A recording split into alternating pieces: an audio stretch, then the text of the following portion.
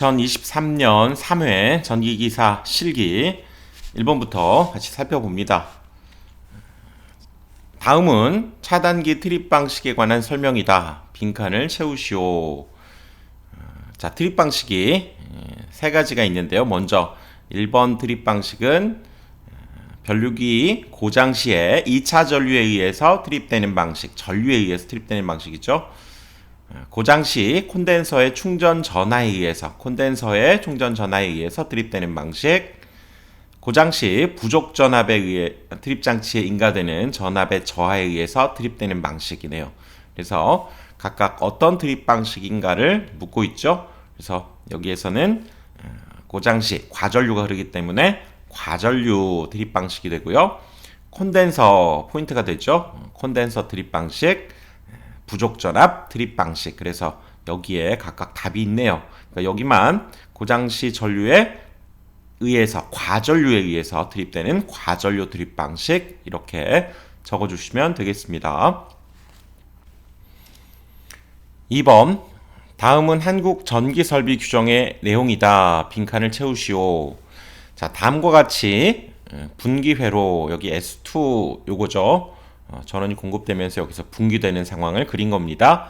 그때의 보호장치 P2는 P2의 전원 측 분기점, 여기죠. 전원 측 분기점, 이 부분, 그 사이에 다른 분기회로 또는 콘센트에 접속이 없고 단락 위험, 화재 및 인체에 대한 위험성이 최소화되도록 시설된 경우에, 그때 분기회로의 보호장치는 이 분기점 5로부터 얼마까지가 이동해서 설치할 수 있는가, 바짝 붙여주는 게 좋지만 이동해서 설치할 수 있는데, 그 특징이 이런 다른 분기회로 콘센트 이런 것도 없고 단락 위험, 화재, 인체에 대한 위험성도 최소화되어 있는 경우 좀 떨어뜨려서도 여기 설치할 수 있다는 얘기죠.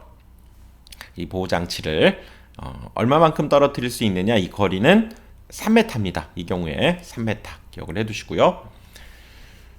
3번, 연료전지의 특징에 대해서 세 가지를 쓰시오. 연료를 이용해서 우리 전지 역할을 하는 특징이 되는 거죠. 그래서 비교적 환경 친화적이고요. 발전 효율도 높은 편이고, 그 다음에 다양한 연료를 쓸 수 있다는 얘기죠. 연료의 다양화가 가능하다. 이렇게 세 가지 여러분 기억해 두시면 되겠습니다. 4번, 소선의 지름이 3.2mm, 37가닥으로 된 연선의 외경이 얼마냐 물었는데요.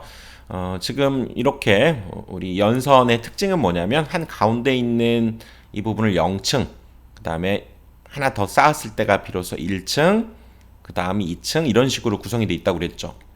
그래서 그때의 특징은 0층은 일단 하나로 구성되어 있습니다. 이렇게 하나.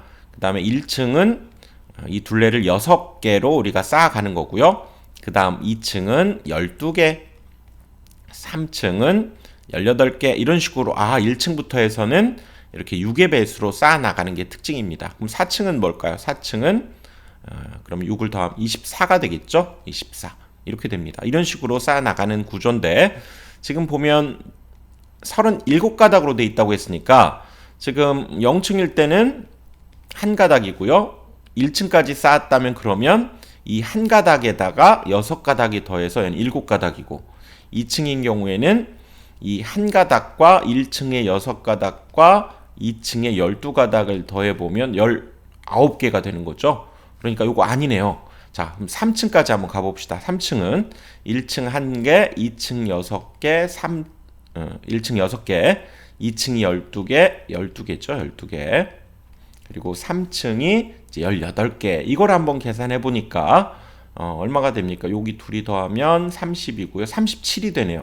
그러니까 37가닥으로 돼 있다는 것은, 그림은 지금 이렇게 돼 있지만 실제적으로는 이 바깥쪽에 쭉 더 있으면서, 즉 3층까지를 쌓은 그런 연선이다. 이렇게 볼 수 있다는 얘기죠. 그리고 또 이렇게 쌓았을 때 특징을 보면, 처음에 자 0층은 한 가닥이고요. 하나고, 그 다음에 1층을 쌓았다는 얘기는 여기를 한번 볼까요? 얘 2개가 이렇게 추가되는 개념이 있죠. 그 다음에 2층을 쌓았다는 얘기는 다시 이렇게 2개가 또 추가가 되고, 3층을 쌓으면 다시 이렇게 양쪽에 2개가 추가가 되니까, 즉 이렇게 일렬로 추가되는 것만 또 생각을 해보면 0층일 때는 한 가닥, 1층일 때는 이제 3개가 되는 거죠. 0층에다가 2개를 쌓았으니까 총 3개, 2층은 5개, 3층은 7개가 되겠죠. 2층은 5개, 3층은 7개. 이런 식으로 이 쌓아져 있는 요 소선의 개수만을 따지자면 이렇게 1, 3, 5, 7, 9 이런 식으로 증가한다는 걸 알 수 있습니다. 근데 우리는 이 문제가 3층이라는 걸 알았기 때문에 얘는 총 7개가 이렇게 하나, 둘, 셋, 넷, 다섯, 여섯, 7개가 쌓아졌다 이렇게 보고요. 그리고 여기 소선의 지름이죠. 요 하나의 지름을 지금 3.2라고 했기 때문에 즉 이때의 전체의 이 외경, 그렇죠? 전체 반지름 같은 경우는 그렇다면 여기에서는 7가닥이 쌓여져 있고요. 곱하기 하나의 지름인 3.2를 계산해 주면 되겠죠. 그러면 22.4mm가 답이 되는 거죠. 이렇게 여러분들 계산할 때 이렇게 그냥 써주셔도 괜찮습니다. 이렇게. 그리고 답은 이제 22.4mm 이렇게 답을 해주시면 되죠.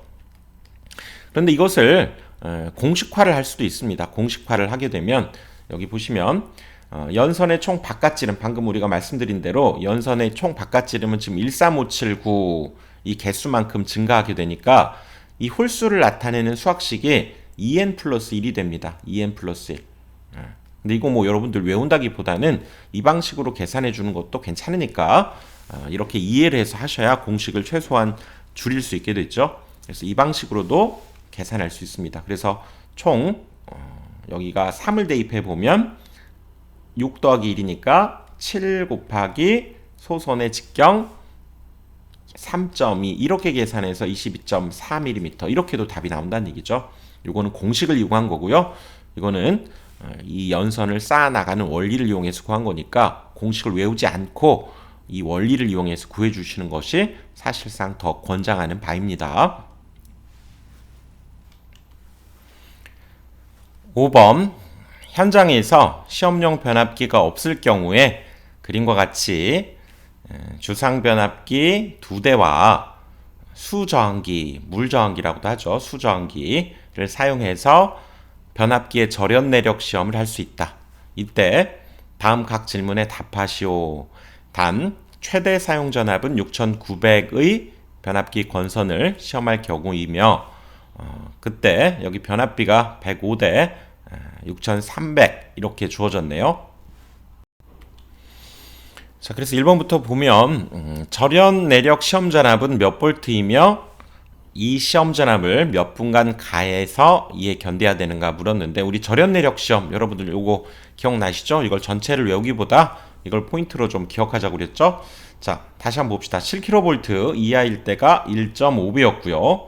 그 다음에 이것보다 클 때가 1.25배 이렇게 됐고 그 다음에 비접지 이렇게 나오게 되면 이 값과 같았죠? B는 125억의 빌딩을 가지고 있다. 이렇게 좀 기억하자고 그랬죠? 그리고 다중접지, 다구리 0.92배 기억해야 되고요.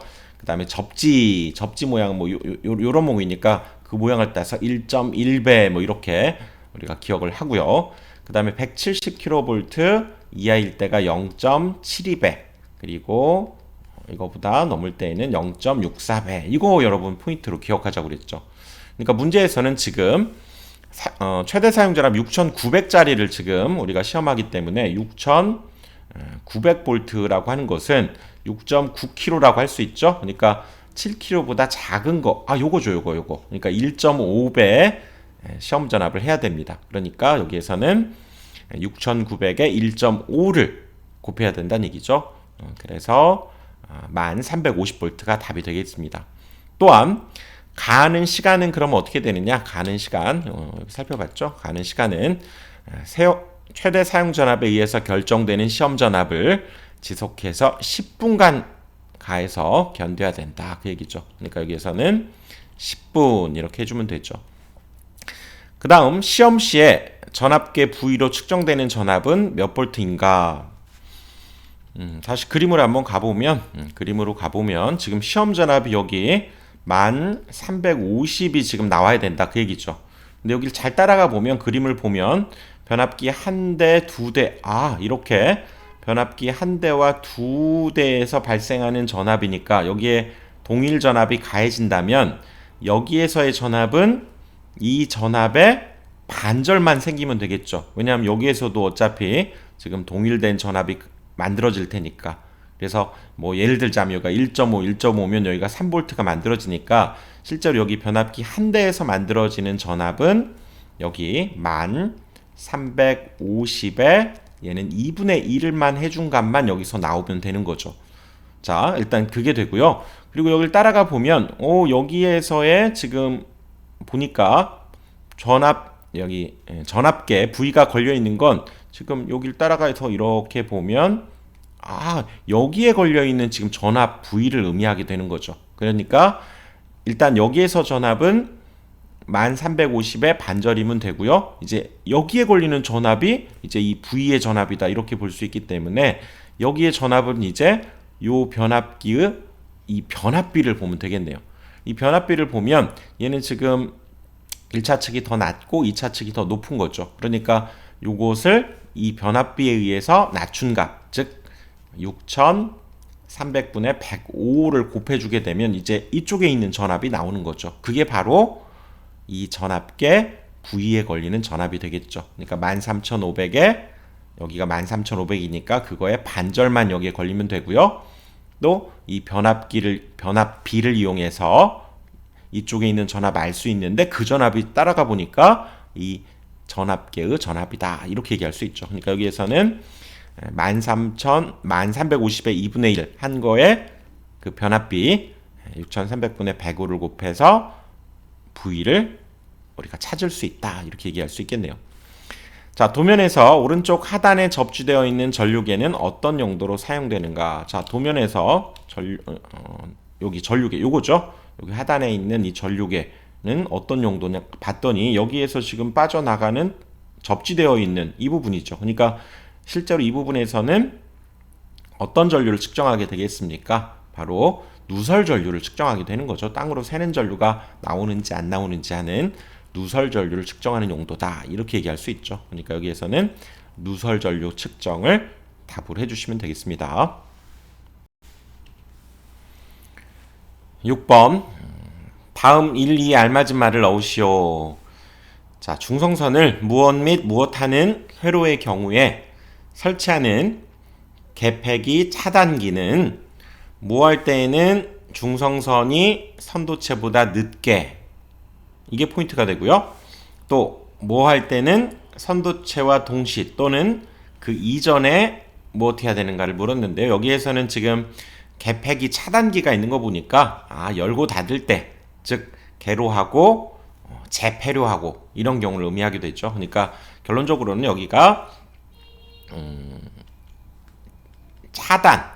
개로 차단 및 차단하고 또 여기가 다시 한번 투입이 되는 거죠. 재폐로 이렇게 들어와야 됩니다. 그래서 그런 걸 먼저 채워보면 1번은 차단할 때에는 중성선이 선도체보다 늦게 차단되어야 되고, 그 다음에 다시 투입된다는 얘기죠. 재폐로가 될 때에는 동시 또는 그 이전에 재폐로 되는 것을 설치해야 된다. 이건 뭘 생각해야 되냐면 우리가 선입 후절이라고 합니다. 중성선의 투입 순서가 요걸 여러분들 기억하십시오. 중성선은 먼저 들어가고 나중에 잘리고 그런 의미가 되는 거죠. 그러니까 재투입할 때 입력이 다시 들어갈 때는 먼저 들어가야 된다. 이전에 들어가야 된다. 이게 포인트가 되고요. 그 다음에 차단할 때 잘릴 때에는 늦게 잘려야 된다. 그런 의미입니다. 그러니까 차단 시에는 중성선이 선도체보다 늦게 차단되어야 된다는 얘기죠. 그러니까 예를 들어서 우리 여기 단상 3선식 같은 경우에서도 여기 가운데 중성선 이 부분에서 이렇게 써서 부하를 이렇게 사용하게 될 때 이걸 잘 사용하다가 중성선이 이렇게 딱 잘려버리면 여기에 원래는 이제 110, 110에 뭐 220 이렇게 쓸 수 있다면 110, 110을 사용해야 되는 거죠. 근데 부하가 늘 같을 수 없잖아요. 다르게 되면 얘가 먼저 잘려버리면 여기에 그 부하 저항에 의해서 다른 전압이 여기가 분배되면서 걸려버립니다. 그러니까 얘가 사실상 위험하게 되는 거죠. 문제가 생기게 됩니다. 그렇기 때문에 얘가 먼저 잘리면 안 된다는 거죠. 그러니까 다 잘리고 나서 그 다음에 얘가 잘려야 된다. 이렇게 여러분 생각하셔야 되니까 후절. 그래서 중성선의 투입 순서는 이 선입 후절을 여러분들 기억을 해 두십시오. 선입 후절. 그래서 1번과 2번은 차단과 재폐로가 답이 되겠죠. 7번 어떤 공장의 어느 날 부하 실적이 1일 사용 전력량 192kWh고요. 또 1일 최대 전력이 12kW, 그 다음에 최대 전력일 때의 전류값 34A였다. 그럴 때 답하시오. 자, 이 공장은 220V에 11kW인 삼상 유도전동기를 부하 설비로 사용한다. 지금 그 얘기죠. 그러니까 지금 삼상이 이렇게 들어가서 전동기, 삼상 유도전동기를 인덕션 모터죠. 쓰게 되는데 이때 220을 쓴다는 얘기는 이 성간전압이 지금 220이다. 이걸 의미하게 되는 거죠. 삼상 이렇게 공급되니까. 그리고 얘가 11kW짜리 지금 유도전동기를 쓰게 되는데 자, 그때 먼저 부하율을 구하라 그랬네요. 자, 부하율은 뭡니까? 부하율은 최대 전력분의 평균 전력 이렇게 외우자고 그랬죠. 최대 전력분의 평균 전력. 부하는 분자가 평균입니다. 최대 전력분의 평균 전력.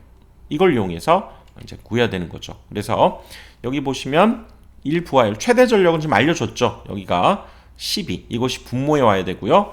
그 다음에 평균 전력은 뭘로 구해야 됩니까? 평균 전력은 하루 사용 전력량이 있으니까 얘를 24로 나눠주면 평균 전력이 얻어지죠. 그러니까 분자에는 평균 전력이니까 여기가 192를 24로 나눠준 이 값이 바로 평균 전력이 되는 거고요. 그 다음에 최대 전력 12 알려줬으니까 이렇게 해서 곱하기 100 하면 부하율이 66.67%가 답이 되겠죠.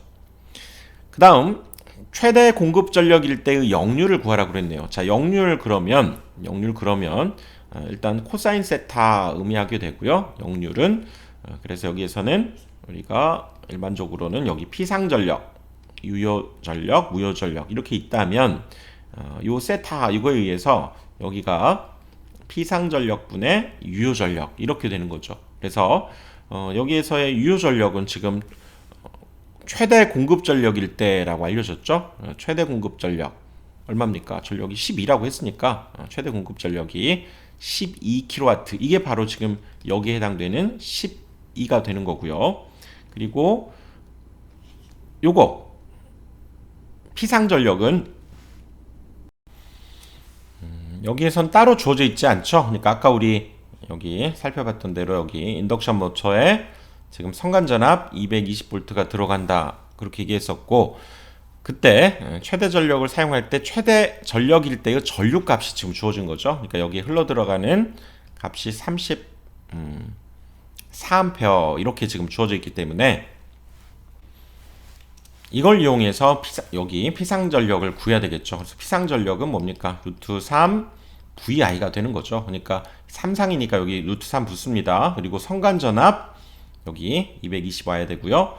그 다음에 그때의 전류값 34 이렇게 전압과 전류를 그대로 곱한 것 그리고 3상이니까 루트 3 한 것이 피상전력이 되는 거죠. 그러니까 이 코사인 세타는 여기 피상전력분의 유효전력 그래서 최대일 때의 유효전력이 아까 12라고 그랬고요. 그러니까 12kg니까 12 곱하기 10의 세제곱 그 다음에 피상전력은 이 조건을 이용해서 구해야 되겠죠. 루트 3의 V가 220 전류값이 34 이렇게 보면 그때 역률이 92.62% 이게 답이 되겠죠.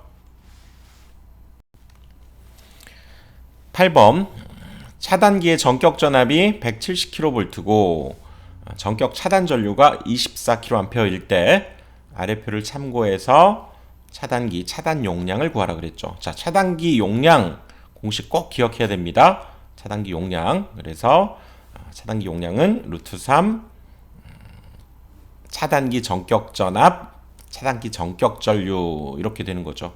그래서 이때는 지금 차단기 전격 전압 아예 알려줬죠. 차단기 전격 전압 170이라고 알려줬고 전격 차단 전류도 알려줬네요. 그러니까 뭐 이 식에다가 그대로 대입해 주면 됩니다. 그래서 여러분들 요거 꼭 기억을 하셔야죠. 그래서 여기에서는 루트 3에 170에 24를 곱해주면 됩니다. 전격 차단 전류가 이렇게 주어져 있으면 그걸 쓰면 되고요. 이게 안 주어져 있고 뭐 단락 전류가 주어지면 단락 전류를 써도 된다고 그랬죠. 그러니까 여기에서는 주어져 있으니까 이대로 계산하시면 되겠습니다. 계산기 두드려 보면 다음 값이 나오네요. 9번 229 중성선 다중접지 전선로에 전격 전압 13.2kV, 전격 용량 250kVA의 단상 변압기 3대를 이용해서 그림과 같이 Y 델타 결선을 한다. 다음 질문에 답하시오. 그러니까 지금 요것이 13.2kV 2차 측, 그것의 용량이 250이니까 그거 세대니까 이때 이 부분 델타 결선 했다는 얘기죠. 델타 결선 해서 만들어낸, 그러니까 250을 3배해서 부하 용량을 750까지 쓸 수 있다. 이렇게 얘기할 수 있겠네요. 그리고 여기 1차 측을 보면 여기 하나 꺼내고 하나 꺼내고 하나 꺼내고 나머지 점들을 이렇게 묶어서 얘는 Y 결선이 되는 거고요. 2차 측은 그러네요. 델타 결선이다. 이렇게 얘기할 수 있죠. 자, 그럴 때 자, 문제로 가봅시다. 변압기 1차 측 Y 결선의 중성점 당구장 표시된 부분을 전선로 N에 연결해야 되는가? 연결해서는 안 되는가? 이렇게 물었네요. 그러니까 여기에서는 지금 이렇게 지금 일종의 얘가 중성점이라고 할 수 있죠. 1차 측 Y 결선한 이 부분을 여기 N선 쪽으로 연결해야 되는가? 연결하지 않아야 되는가? 이렇게 물었는데 이것은 연결하면 안 됩니다. 그 이유가 지금 1차 측을 여기는 Y 결선 했죠. 1차 측을 이렇게 Y 결선을 하고 2차 측을 지금 델타 결선을 통해서 이렇게 한 겁니다. 한 거죠. 그래서 만약에 지금 1차 측을 우리가 여기 중성점을 지금 접지를 한 개념으로 우리가 본다면 나중에 이게 만약에 어떤 한 상이 이렇게 고장이 나버리면, 고장이 났다는 얘기는 어떤 한 상을 이렇게 사용할 수 없다는 얘기죠. 이 부분이 아예 사용할 수 없게 되면 이걸 우리가 얘는 이제 V가 되고요. 얘도 요거는 이제 V 결선인데 이걸 우리가 역V 결선이라고 그래서 이때는 사실 이제 과부하가 걸려서 문제가 되게 됩니다. 그래서 이때는 이 중성점 1차 측에 중성점 접지를 하지 않는다. 이렇게 여러분들이 답을 해주셔야 됩니다. 연결해서는 안 된다. 그 이유는 3상 중에서 한 상이 고장이 나면 나머지 2대가 역V 결선이 돼서 과부하로 소선될 우려가 있기 때문이다. 이렇게 답을 해주셔야 됩니다. 그 다음 세 번째, PF 전력용 퓨즈죠.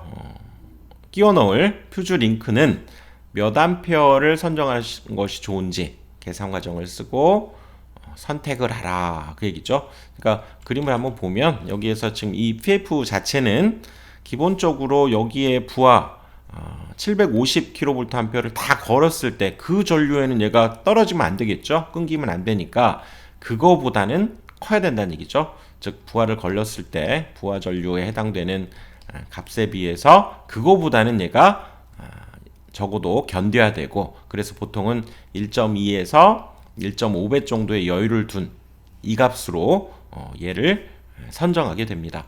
그 정도는 견뎌야 된다 그 얘기죠. 그러니까 여기에서는 이때 부하 전류를 본다면 자, P는 루트 3 VI 이렇게 되잖아요. 그렇죠?